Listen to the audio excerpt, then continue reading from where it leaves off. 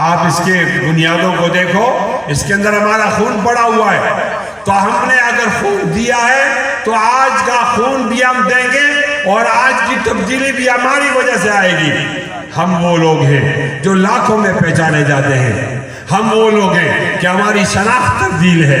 ہم وہ لوگ ہیں کہ ہمارے بارے میں ہر ایک آدمی سمجھتا ہے کہ یہ کمیٹڈ لوگ ہیں، ہم وہ لوگ ہیں جو صحابہ کی عظمت پر مرنا چاہتے ہیں، ہم وہ لوگ ہیں جو اسلام کی حقانیت پر مرنا چاہتے ہیں، ہم وہ لوگ ہیں، ہماری یہ سرشت ہے کہ ہم ختم نبوت پہ مرنا چاہتے ہیں۔ ہمارے لیے ختم نبوت اہم ہے، خون اہم نہیں۔ ہمارے لیے صحابہ اہم ہیں، خون اہم نہیں۔ ہمارے لیے اسلام کی حقانیت اہم ہے، خون اہم نہیں۔ ہمارے لیے اسلام کا بقا اہم ہے، خون اہم نہیں۔ ہمارے لیے اسلام کے شاعر ایک ایک شاعر وہ اہمیت رکھتے ہیں، خون اہمیت نہیں رکھتا۔ ہمارے سامنے کوئی دین کو برا بھلا کہے ہم سے برداشت نہیں ہوتا، ہمارے سامنے کوئی صحابہ کو برا بھلا کہے ہم سے برداشت نہیں ہوتا، ہمارے سامنے کوئی صحابیوں کو برا بھلا کہے ہم سے برداشت نہیں ہوتا، ہمارے سامنے کوئی جناب علی کو برا بھلا کہے ہم سے برداشت نہیں ہوتا،